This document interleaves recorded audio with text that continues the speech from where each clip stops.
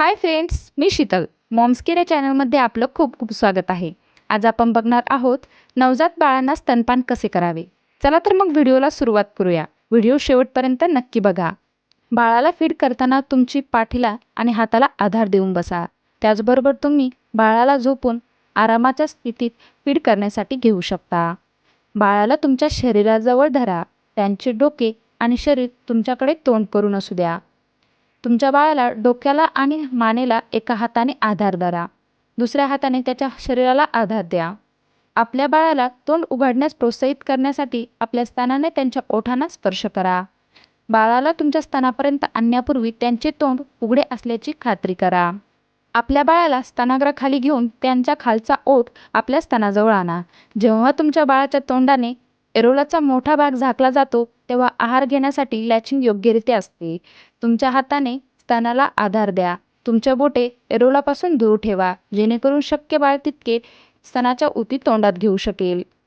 बाळाला त्याच्या गतीने दूध पिऊ द्या. गिळण्याचा आवाज ऐका.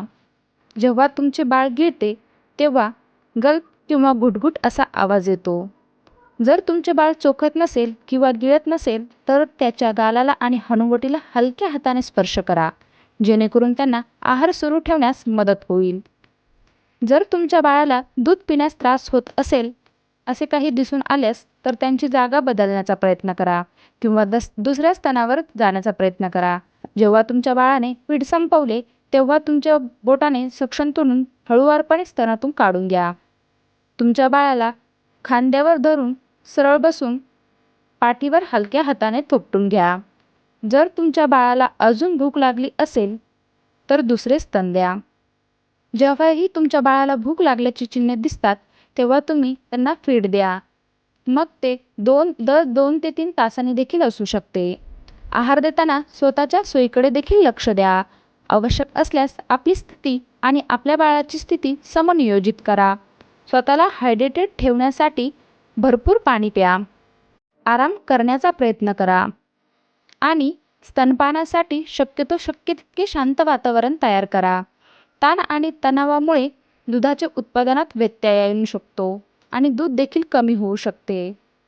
तुमच्या बाळाला अजून भूक लागली असल्याचे वाटल्यास तोपर्यंत दुसऱ्या स्तनावर द्या.